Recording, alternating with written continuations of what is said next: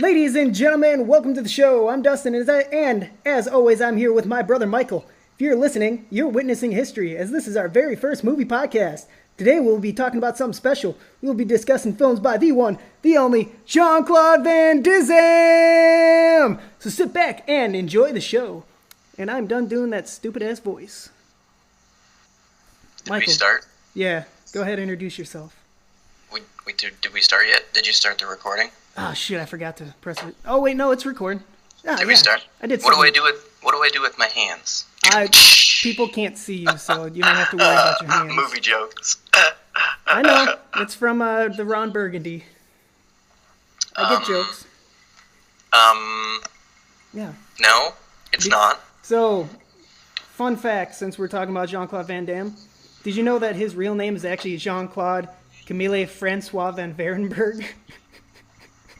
I don't understand why that's so funny. That's just the man's name. It's awesome. Show some respect. He's not JCVD. He's JCCFVV. Jacivide. That's his name. So, guy's awesome. Best 90s superstar, movie star, action star, MMA fighter, if they had the MMA back in the 90s, which they probably did, but it doesn't matter, because he is ball-kicking awesome. Yeah, that's debatable. Another fun fact, Steven Seagal's real name is Steven Frederick Seagal. I thought we weren't going to talk about Ponytail Boy. Chuck Norris's real name is Carlos Ray Norris.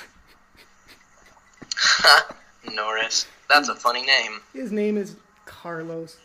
So, since it's fresh on our minds, I think we should start off. And by the way, for any of the 13 people who are actually going to be listening to this, there are going to be a lot of spoilers. There's no way we get 13 people to ever listen to this. I'm optimistic. But I think we should start talking about Universal Soldier. We don't even know 13 people. I know about 6. You know about 4? Okay, yeah, let's start with the bottom of the garbage can. Universal Soldier. Yeah, so, what a great movie. So great, I couldn't even finish it. What's great about... because I ran out of time. What's great about Universal Soldier is, of the older films that we actually are doing today, it's probably one of the only ones that actually holds up, like special effects, cinematography, sound-wise, but it's also one of the worst movies that we're doing today. But I think it's only terrible because they really didn't let Jean-Claude Van Damme act. They turned him into a robot, so he was so static. You gotta let that man breathe. It was probably also really bad because it's directed by Roland Emmerich. I was actually just gonna say that. That was what I was gonna bring up. I didn't realize that it was directed by him until I turned the movie on today. I've seen it probably 10 times. The guy who made Independence Day. Yep. And Day After Tomorrow, and the world-renowned Godzilla movie from 1998. With I thought you were going to say 2012, but Godzilla's fantastic. That's up there too. And the movie that he made right before Universal Soldier is called Ghost Chase from 1987. That's also a classic. Actually, he made a movie called Moon 44 as well, and I think that was actually in between Ghost Chase and Universal Soldier. And I only know that because I've got him up on IMDb right now. I don't actually know all of that crap. I'm speaking off the top of my head because I love Roland Emmerich. And I love Universal Soldier. I love it so much because of all the puns. When Dolph Lundgren steals people's ears and somebody says, "Hey Dolph, I got an idea for you." I can't remember his name from the movie. I'm just going to call him Dolph. And he says, "I'm all ears." And he holds up that stupid fucking ring of ears. It's classic. Classic stuff right there. The only good part of the movie. You mean the whole movie's the good part of the movie? Because he makes that pun at least 4 or 5 times. You would know this if you actually finished watching it. Well, if I had enough time to finish watching it, I probably would not have finished watching it. You had a week to watch 7 movies. That's not that hard. Yeah, well, some of us have jobs. I don't, and that's what makes my life great. Because I get to watch movies like Universal Soldier. All the additional cast in the movie. Because you've got the dude from Friday, Tommy Lister, Tiny. The dude's awesome. I like seeing that guy in movies. Even though he didn't... I don't think I seen him actually say anything in the movie. He just kind of like stood there and like shot up the hotel. And there's also the German dude from Beer Fest who eats the glass and he's like, "How about that, fuckhead?" He's one of the soldiers in the movie who dies like 7 times. Oh yeah. And they just really keep bringing him back. Yeah, they're like, "Hey, hold this grenade and drop it in 30 seconds." Okay, 1, 2, 3. Oh shit, man! I didn't even start counting now. And of course, the greatest, well, probably second greatest martial artist actor of the generation, Michael Jai White. Michael Jai White makes an appearance. He makes an appearance, but he definitely doesn't have a big part. But I thought, and I have to double check this, but I thought he was maybe in like one of the sequels too. What? I think. I'm looking it up. Yes, he was. Yeah, he was in the one with Goldberg. Now I remember. So the worst one. Yes. Michael Jai White. The dude's awesome. That's the one that Megadeth did the soundtrack for. That's very likely. And that was off their Risk album, which, as anybody who's a Megadeth fan knows, Risk is their best album. Well, I currently don't hear any disputes on that, so it sounds like you're right. I am right. Risk is their best album, followed up by Pooper Collider as a close number 2. Pun intended. I get it. It's a poop joke. I said I got it. One of my... Well, because it's actually Super Collider, but I call it Pooper Collider. That's where the joke came from.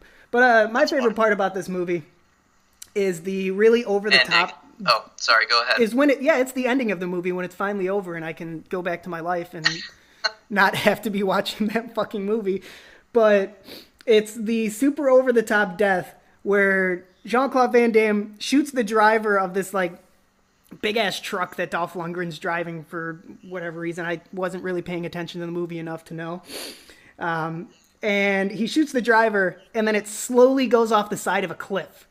And it's like 3 different angles of the truck going off the cliff, and then just like a close-up shot of Dolph Lundgren going, "No!" And then it fucking blows up on impact, as it normally should in 90s movies. And then it's followed by 10 minutes of a happily ever after, where Jean-Claude Camille Francois Van Varenberg's character is reintroduced to his family, who thought he was dead from the war.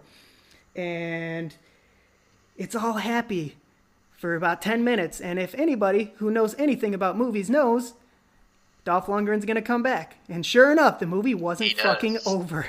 He comes back with a vengeance. And that's where we get Universal Soldier, The Return. Which was a fantastic movie. Do you know off the top of your head, and I'm cheating because I'm looking at it, imdb.com, the worldwide gross for Universal Soldier is insanely stupidly high. Well, yeah, that's why it has like 5 sequels. $102 million. That's actually not that much. That's quite a bit. I guess for the 90s, because of inflation. Movie made the 90s. Nowadays, that's like a flop. Your movie makes $100 million. The other part of this movie that I thought was stupidly strange, hey, let's take an ice bath, and now all of a sudden we're regenerating. Yeah, they had to cool down. That was the point of that. That's stupid. It was dumb. You would understand if you did a lot of cardio. You gotta cool down sometimes, take an ice bath.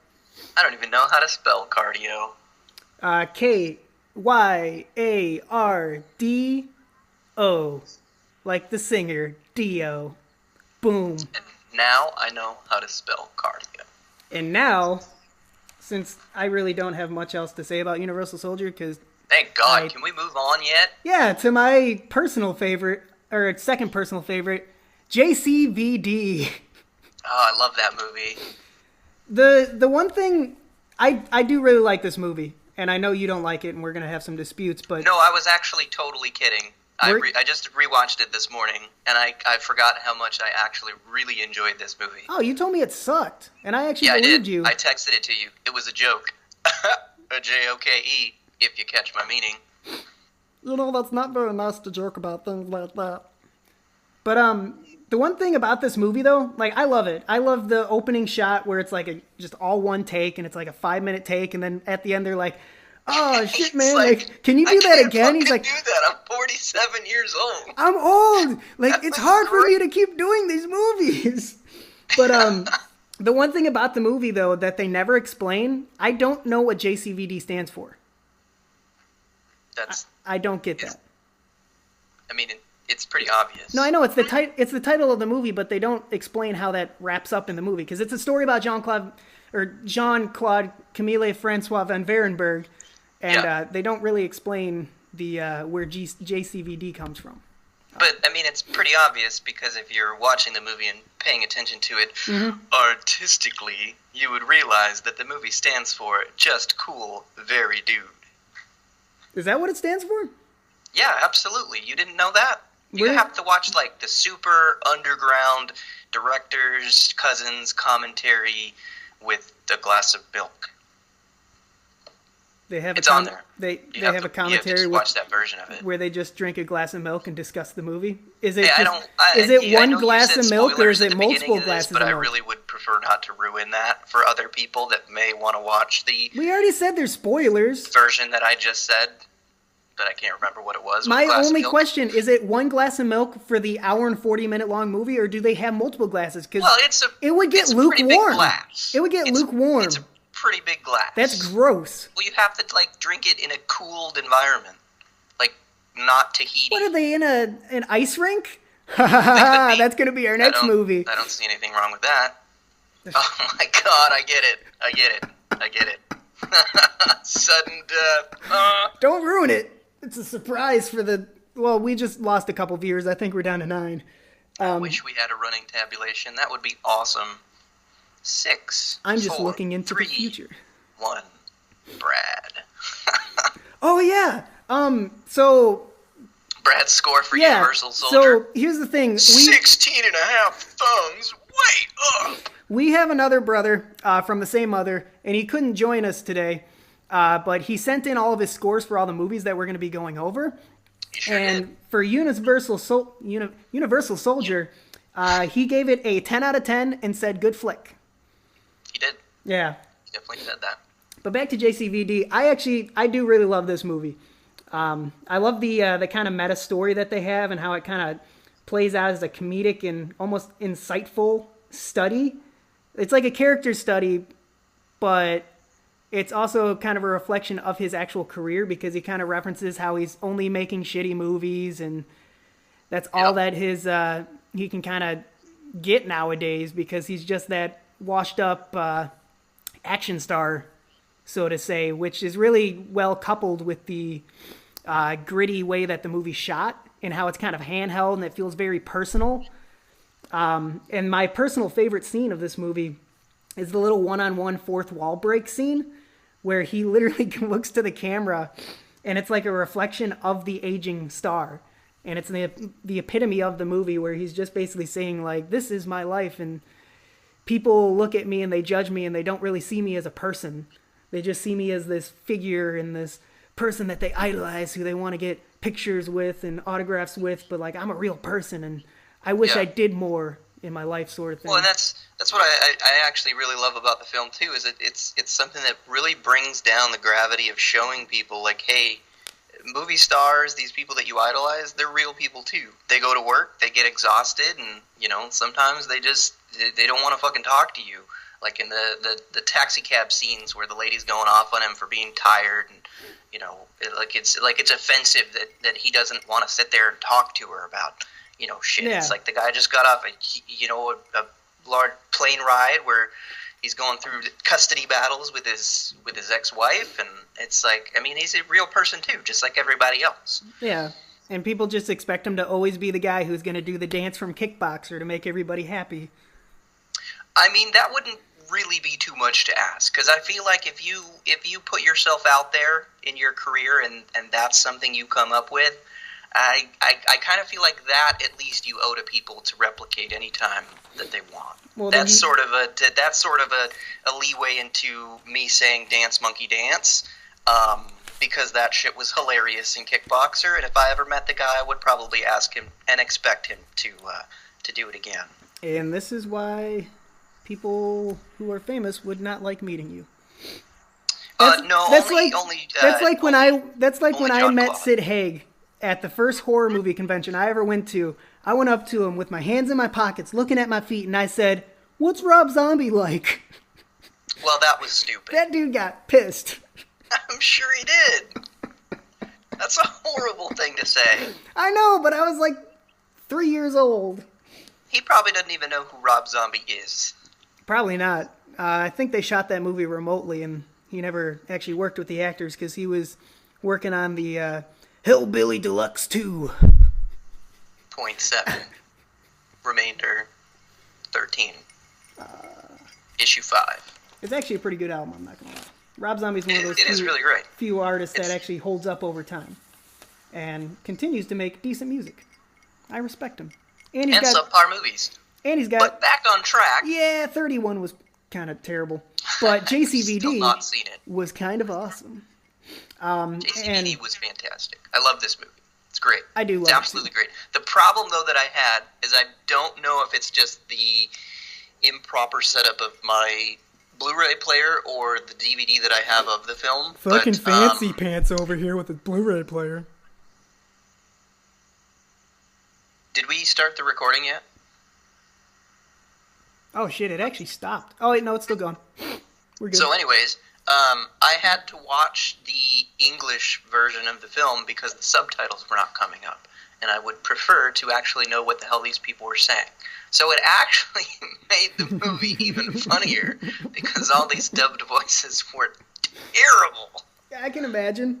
They did not have the proper people voicing over the proper characters. Because the dude with the weird, like, Geddy Lee hair had this, like, deep, scratchy, sort of somewhat intimidating voice. But you take one look at that guy and all you want to do is laugh. Like, I would have just been if I were a hostage in that movie, I would have just looked at the guy the whole time and been like, all right, is the haircut real? Like, is this what we leave the house with every day? Because I don't know what the fuck's going on with that. Was it kind of like what? Was it kind of like Kung Pao? Your days are over, mister. No, it wasn't quite that exaggerated, but because that was funny for the sake of being funny. This was funny because someone done went and fucked up. That character, though, is probably my favorite character of the movie. The hostage captor, who is a super fan. Yeah, that guy Arthur. Arthur is great. He tells him. He's like, hey, kick the cigarette out of his mouth. It'll be really cool. Hey, check it out. I used to do Taekwondo in the past. I'll do it too. Boom. Fucking kicks the down. dude. Oh, God. And Brad's score for this movie, it looks like he agreed with us and he gave it a 10 out of 10. He said, great comedy. Very nice. Yeah. Very nice. I don't know if it was a comedy. It was actually a pretty sad movie. Well, if he thought it was a comedy, he must have watched the dubbed version like I did. So I can understand the confusion. Or the cousin twice removed drinking a glass of milk commentary. Yeah, I don't know if he would have had access to that because usually it's for people who know things about movies and understand that not every movie is great. But anyways, moving right along. Gotcha. Speaking of being cold, which your joke just was, sudden death, the Die Hard ripoff that we were all hoping for. Oh my God, I hate people making that correlation. But it's so true. It has nothing to do with Die Hard. Yes, it does. Has Powers Booth. Powers Booth. Was Powers Booth in Die Hard? I'm sorry. Yes. Can we poll the audience real quick? Does anyone know if Powers Booth was in Die Hard? Powers Booth is just such a great actor that he could play. Powers Booth was not in the movie, so I don't know why people would correlate that to Die Hard. Okay, thank you very much. That was just you making a voice. That wasn't the audience. But Powers Booth is such a great actor that when he was in Die Hard, he played Alan Rickman. Whoa. That's how good he is. That's why you couldn't tell. Is that real? Yes. Because I could see that happening. Because, he is very powerful. And in this movie, he's in a booth. Yeah, that was terrible. Go fuck yourself. Boo, boo, So, boo. any You just movie got booed any by our movie that starts fictitious off audience. any movie that starts off with a grandma being taken hostage is a great movie in my opinion. That's very true. That is very true. This If there's movie- anything we can agree upon, it is that. And don't get me wrong, I love this movie even though it's a Die Hard ripoff because this movie holds no punches. Oh my god, I am gonna punch you in the No, it's not a bad shoulder thing. the next time I see you if you say that this movie was anything like Die Hard. One more time. One more time. The only thing it was missing was music and singing, and it would be Die Hard on Ice. Now I would watch that movie. Oh my god, this movie is pretty great though. And What? the little kid sitting in Terrible. the audience, Movie is so bad. JCVD's like, all right, whatever you do not move from these seats. And then, of course, the little brother squirts his sister in the face, and she gets all wet, and she ends up running away and gets kidnapped, and the little kid... By the Penguins mascot. By the which was Penguins kinda mascot. And the little kid's just sitting there. Dude comes up to him later in the movie like, hey, buddy, want to go up to the box seats? Your dad's up there waiting for you. My dad told me not to move from these seats, mister. I'm from the Secret Service. Your dad told me you gotta come with me now. You gotta listen to me. No, my dad told me to sit here. Now, I really love the fact that you just did that, but I do have to point out for our listeners that you showed way more emotion than the kid actually did in the movie. So I just want to preface that with, hey, don't go into this movie expecting these child actors to be actors, because they were, as Charles Barkley would put it, terrible.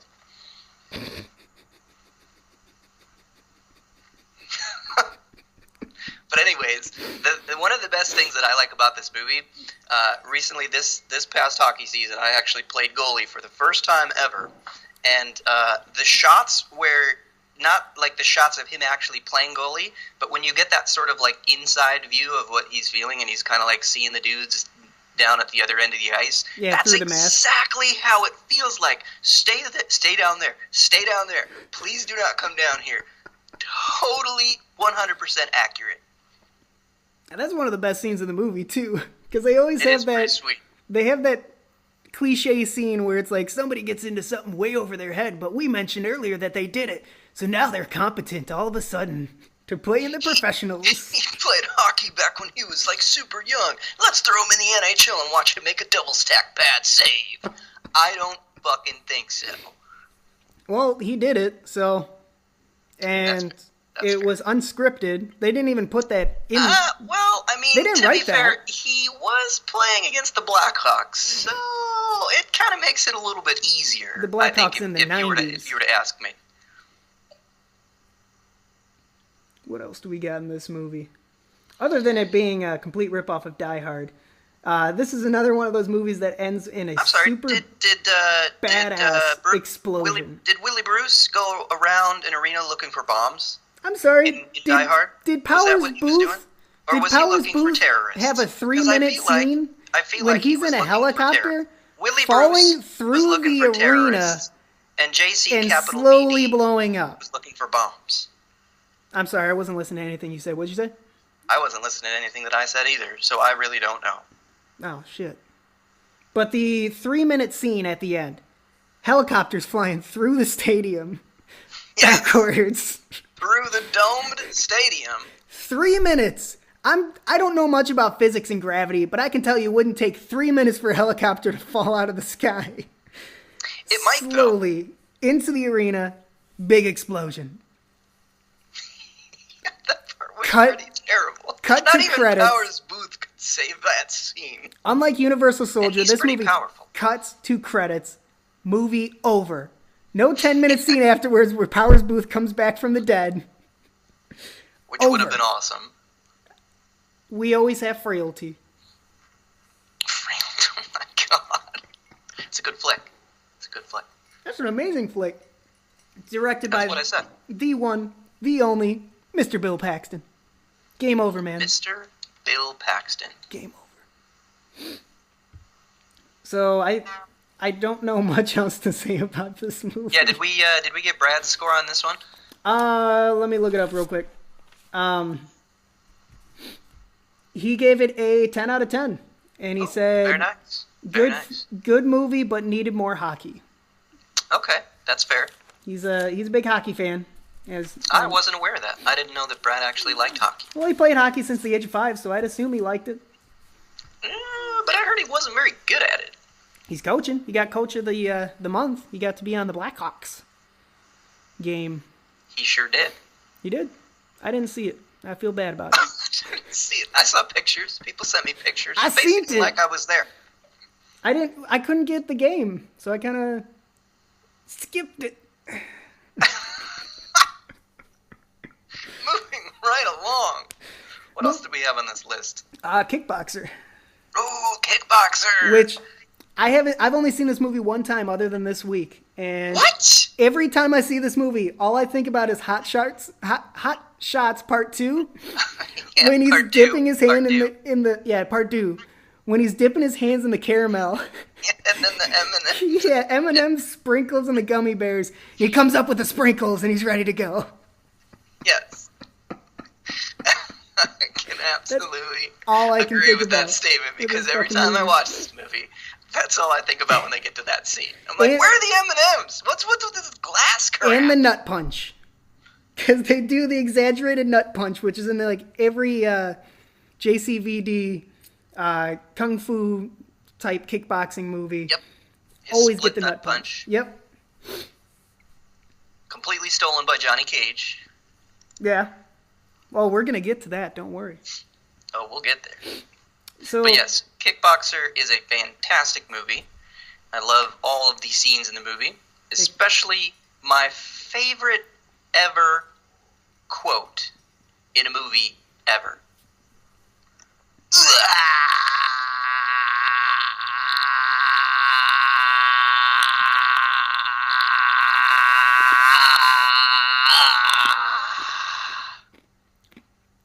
what's the quote? I just did it. Oh, I thought you were throwing up. Nope. That's the quote. My favorite quote.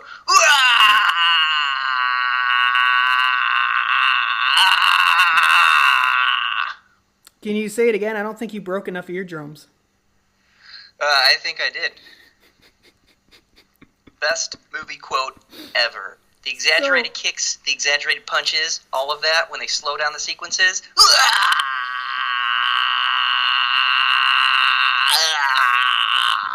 Love it. Can't get enough of it. I don't know how inspired this movie was from this specific event, but as you know, I've been getting into a little bit of Muay Thai because I've been watching a lot of MMA and stuff like that, and I want to learn more about fighting in general. And I found online there was a fight between a world-renowned kickboxer. He was completely undefeated, and he was fighting a Muay Thai fighter, and they wanted to see which discipline was better. And round one, the kickboxer punches the Muay Thai fighter so hard in the face that he breaks his jaw, and he knocks him down twice in the first round. But after that, the Muay Thai fighter starts kicking the shit out of the part of the leg right above the knee, the quads, and kicks the shit out of his legs for the next 6 rounds, to the point where the kickboxer can't even stand. And once the kickboxer starts falling, he starts stomping him on the ground. He starts beating the shit out of him.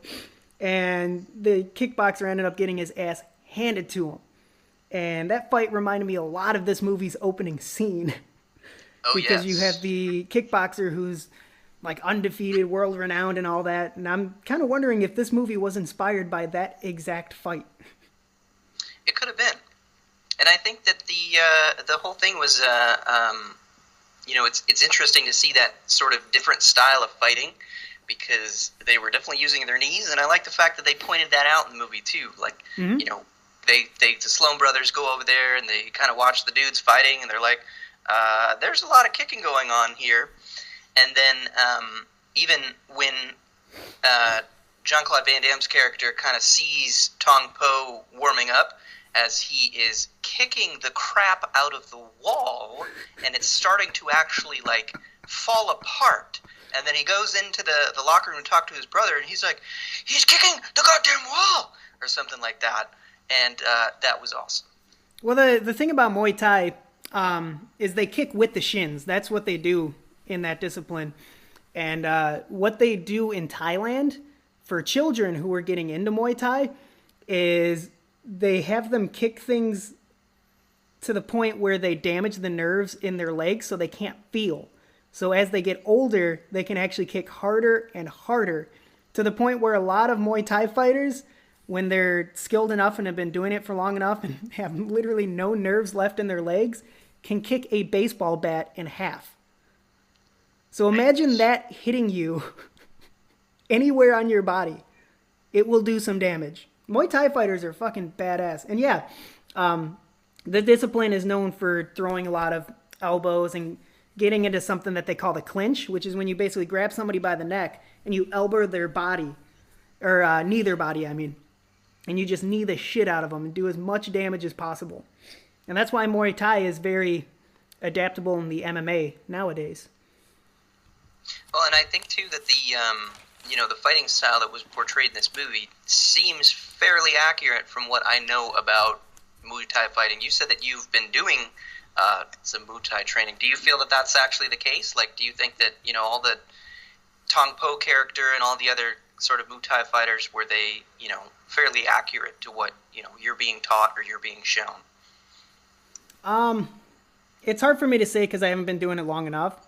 But gotcha. I've seen enough Tony Jaa films, so I think I'm an expert. Well, I was going to say that I could be a pretty good Muay Thai fighter because I eat Thai food at least like once a week. So exactly. That's basically half the battle. No, it's pretty legit the way they're representing it because, especially for Jean-Claude Van Damme, because he is a kickboxer. Like, he was trained in kickboxing. He competed in kickboxing and stuff like that. And the two are very similar from what I understand. I don't know enough about kickboxing to really know, but they do more like hammer fist type of stuff. They don't throw as many knees and elbows, whereas Muay Thai is all about getting close and doing as much damage as possible. Yeah, and I think, again, that's kind of where the movie kind of stays true to that art form, because when they first get there, they don't realize that you're going to get kneed the shit out of and shin kicked the shit out of, because they think it's going to be similar to their own Americanized style of fighting. Yeah. So that's why Eric Sloan gets his ass beat, and then Kurt Sloan goes and trains with the super guru guy, and they have all their montages and scenes, which, trains him up to finally get in the final match with Tong Po. And I'm not going to spoil anything, but I think everybody knows what happens. Yeah, Jean-Claude Van Damme wins. Yeah. Now everybody knows what happens. So one of the other movies I actually watched Kickboxer Vengeance. It's a pretty cool movie. Yeah. I actually really like it. I mean, it's super cheesy.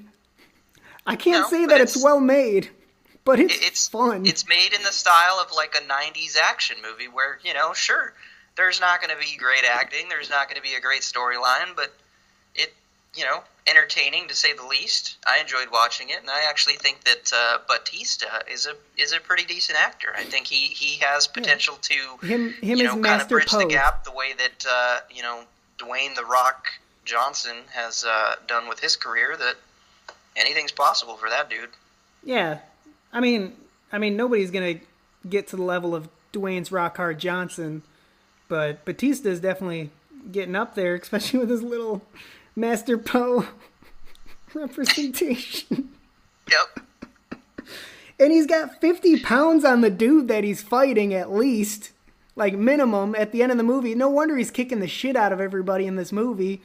He's a fucking 300-pound man fighting people who are 120 pounds. He's a big dude. And he's a Guardian of the Galaxy, so kind of, it's a little bit unfair, I think.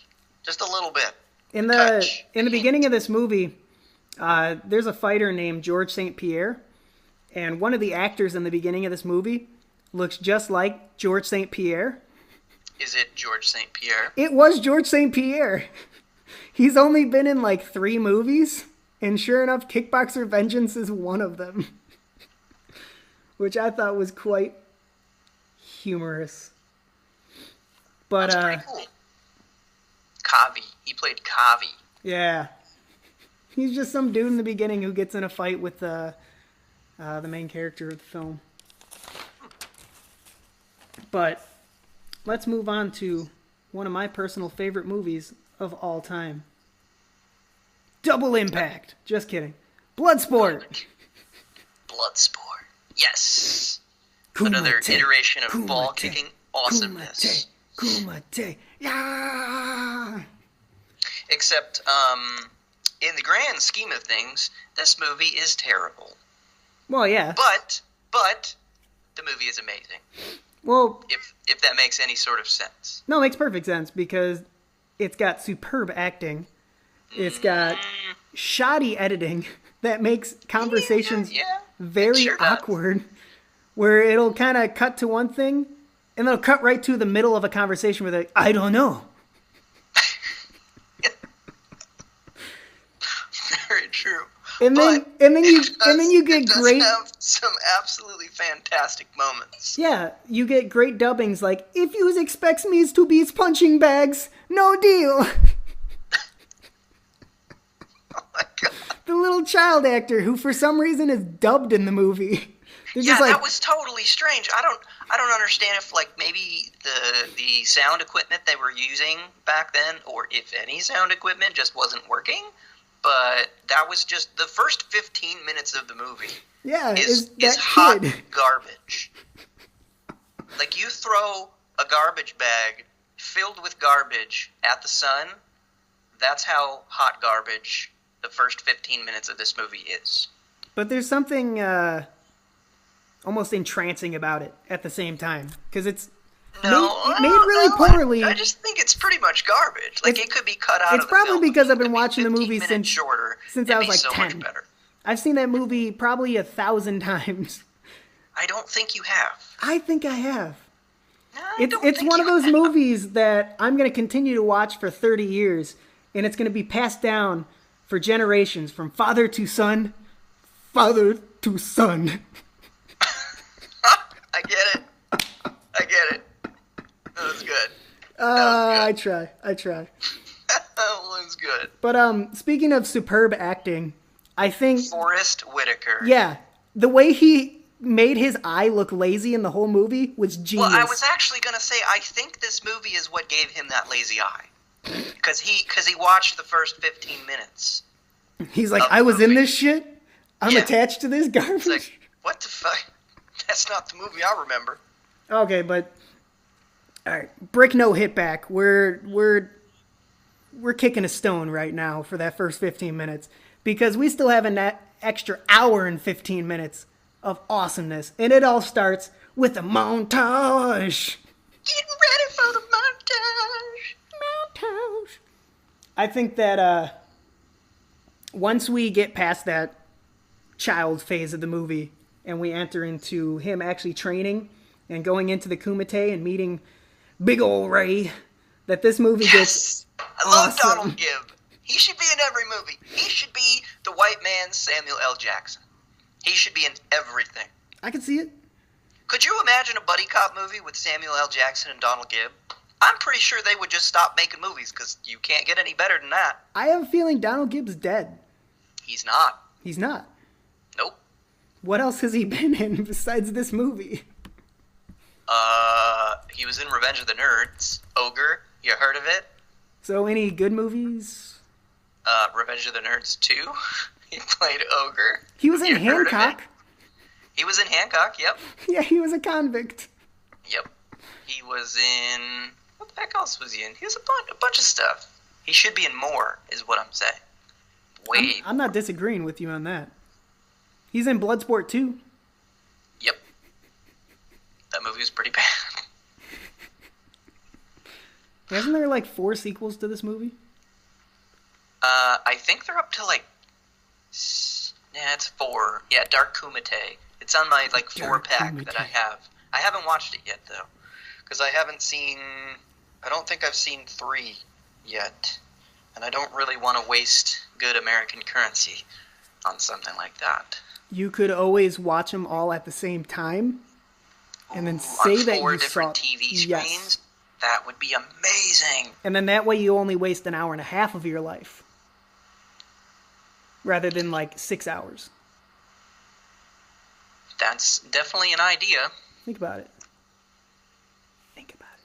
So I think though that the undersell of the movie and the guy who puts it all together, so to speak, is and I forget what his name is even in the movie, but the guy who is kind of like their little translator, the guy who wrangles them up. Oh, Frankie Dukes. Like, put up your dukes, right? Yeah, that guy is awesome because he kind of just has these lines that if you're not paying attention to what he's saying, you miss him. But I love when they first introduce Frank Dukes to, you know, the guys that are running the Kumite, and he's like, oh yeah, you know, Tanaka is my Shidoshi, and they're like, oh, Tanaka's your Shidoshi, and they like don't believe him, and the little translator guy's like, oh, who cares who his Shidoshi is? Oh, it could be Bruce Springsteen for all we know. Yeah, because he just wants money. That's what he's all about. Yeah, that dude's great. I like that guy. Dude is pretty dope. Ah, I say he will be here. He will be here. How you feeling? I feel good. Good. Duke's my man. That's the other guy I like in the movie. The guy who's always betting on him. Yeah. Oh, yeah, Duke's my man. Yeah. Well, he puts the money to bribe the guys running the Kumite. He's like, oh, hey, we wait a little longer. And then he shows up. He takes it right back. It gave me a chuckle. It gave me a little chuckle. They actually have a Muay Thai fighter in this movie, too. Tong Po? No, it's not Tong Po. It's the dude with the mustache that they go in the kicking battle against each other. Yeah, that guy. He actually is a real fighter. Is he really? I believe it. Toka, something like that. Yeah, the bald dude. Yeah, he's got like the weird mustache, and he keeps like kicking the shit out of everybody.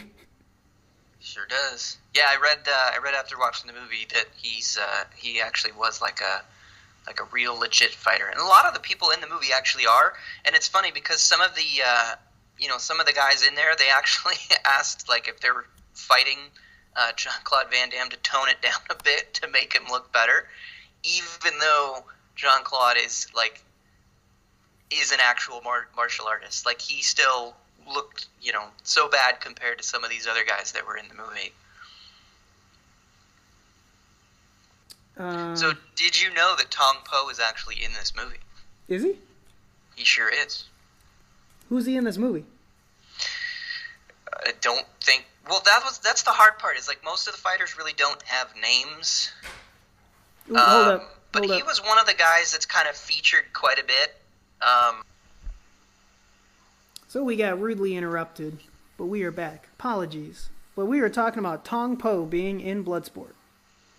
Yes, the actor, who actually, I think it was maybe grew up with Jean-Claude Van Damme, or they were studying martial arts together at some point, and they actually, these were two guys that wanted to make it into movies in America. So he's actually in a lot of different Jean-Claude Van Damme movies. I know he's in Cyborg, he was in Lionheart, and he was definitely in Bloodsport, which I think I knew, but then seeing the character again when I rewatched it last week, I was like, yep, that's totally the same guy. You're not talking about Bolo Young, are you? No, what? No. Not all Asians look alike. I don't know if you knew this. Lee? No. This was, he's a guy who had, I want to say he had really short curly hair. He was kind of taller, and I think he wins the first fight. Oh, I remember correctly. I know what you're talking about. He's the guy, he's the fastest knockout, and he goes, I'll show you a trick or two. No? That's not it at all. Oh. That was the guy from the hotel bar. Yeah. That's not Tong Po. Get out of here. Oh, my bad. No, this was, I think, in the very first fight of the Kumite, that I think this guy wins. And of course, it's stupid that I just watched it last week and I can't remember. But he's got like short, kind of dark, I think it's like curly hair. And I want to say he's got like yellow and black, just like Jean-Claude Van Damme, like shorts and stuff. But I can't remember. But yeah, it was cool because I kind of vaguely remembered he was in it. And then after rewatching the movie, I'm like, oh yeah, it's totally him. Same dude. Yeah, I had no idea that he was even in it. Yeah. And I've seen this movie 1,000 times. Or 1,003 times, actually. No, I think you're thinking of The Quest. You've probably seen The Quest about 1,000 times. Yeah. Which is absolutely amazing. Yeah, it's amazing, but it's like a remake of this one, or is it a remake of... It'd be a remake of Bloodsport, wouldn't it? Yes. Yeah, that's what I thought. Because they have like the same fighting styles portrayed in the movie. It's a reimagining. Kind of like The Wiz. I feel like that's the same thing. So, one of the greatest things about Bloodsport that I hold dear about this movie... Is it Bloodsport 2? No, better. Because growing up, I was a huge fan of Mortal Kombat.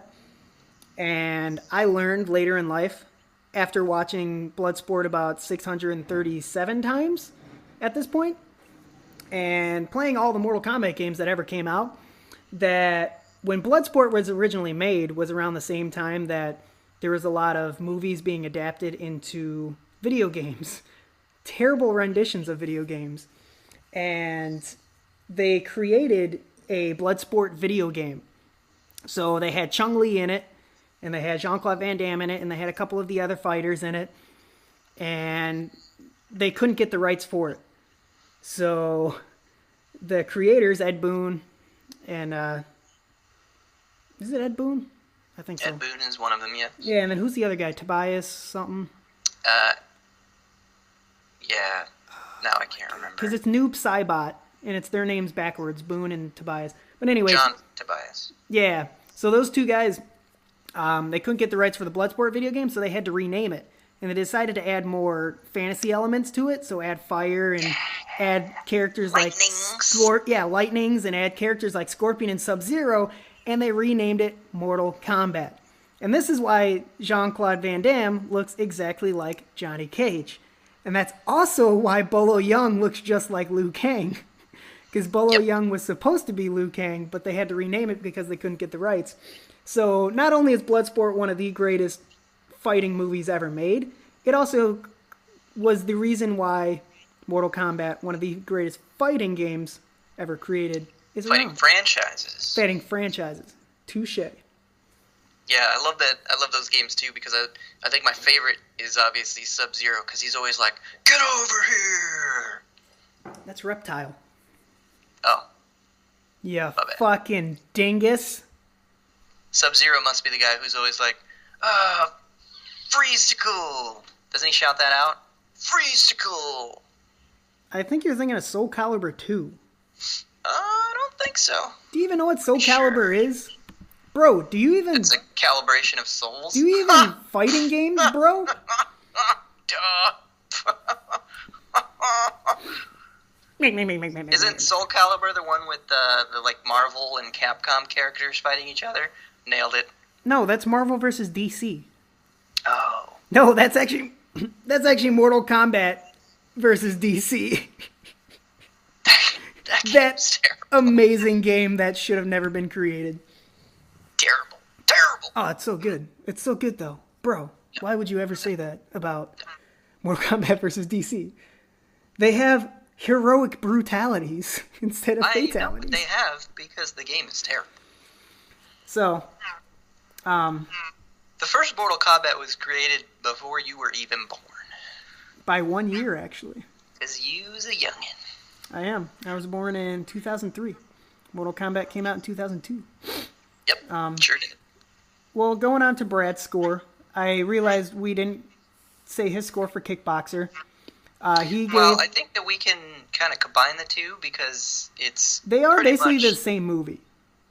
Yeah. Pretty close. Kickboxer has a lot of elements that are the same as Bloodsport, with the training to get better at the fighting, because you gotta fight that fighter who's better than everybody else. And all that kind of fun stuff that's thrown into 80s films a lot. Because every 80s film needs a montage. Montage! But it looks like Brad gave Kickboxer a 10 out of 10. He said, also needed more hockey. I don't see how that's relevant. And he also gave Bloodsport a 10 out of 10. And he said, this movie, good. So racist. How's that racist? I don't know. Isn't everything racist these days? He just probably made a typo. Oh. Yeah. But, so he meant the movie was bad? Isn't that the typo? This movie bad? No. Why would he give it a 10 out of 10? No, he probably meant to say this movie is good. But he just said this movie good.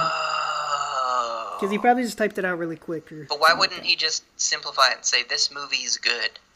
Why wouldn't your mom just simplify your face? I kind of feel like she did. Oh. My bad. Sorry. Jeez. So, did you watch any other JCVD films this week? Not this week, but in my life, yeah, I've probably seen them all.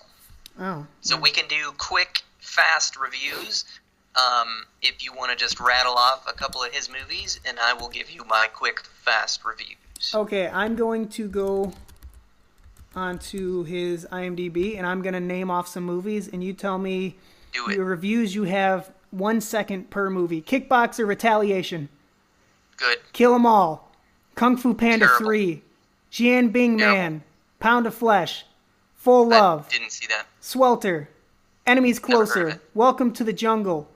Alien Uprising. Six Bullets. Universal Day of Reckoning. No, Jean-Claude Van Damme. Yeah, that's what I'm doing. What the hell are you talking about? The Expendables 2. Alien Uprising? I need to see this. Yeah, What he's is in a movie. this? 2012. He plays a character named George. It's got a 3.1 on IMDb, so you know it's good. Oh my god, that sounds amazing. It's written and directed by Dominic Burns. Who's Dominic Burns? I don't know, but he made a movie called Cut. Jesus. And it looks good, because it's got a 3.1. It actually kind of does. So, I watched a bonus film this week. It was actually... If it wasn't Street Fighter, then I hate you. You're gonna hate me. It was a How movie... could you not watch Street Fighter? Because Street Fighter's a god-awful piece of shit, and you know it. No, it's actually pretty good. It's debatable. I'm going to kick Bison's ass so hard. That movie's so bad. Raul Julia! Raul Julia is a legend. It's not as bad as the movie I watched, though. I got this movie recommended by a coworker. And it's one that you and I talked about recently. And I'd never seen it. And he told me about it. All he said was, this movie is about a super fan of Bruce Lee who gets trained by his ghost to fight Jean-Claude Van Damme. Last Action Hero. No. Oh. No Retreat, no Surrender. Yes! That movie is fantastic. It was so bad that I couldn't help but love it.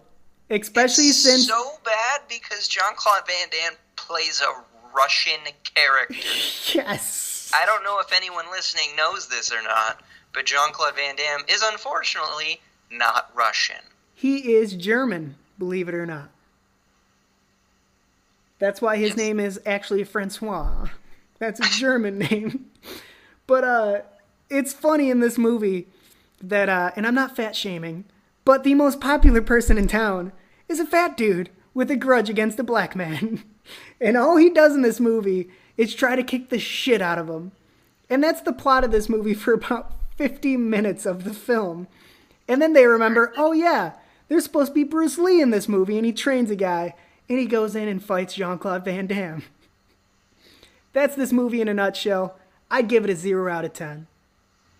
What was Brad's review on it? He didn't watch this one. His bonus movie was actually Kung Fu Panda 3, and he gave that a 10 out of 10 and said acting was great. Yeah. It's an interesting take. Yeah. I wonder if he meant voice acting or if he actually thought that it was a live film. I'm not going to speculate on that because I don't know.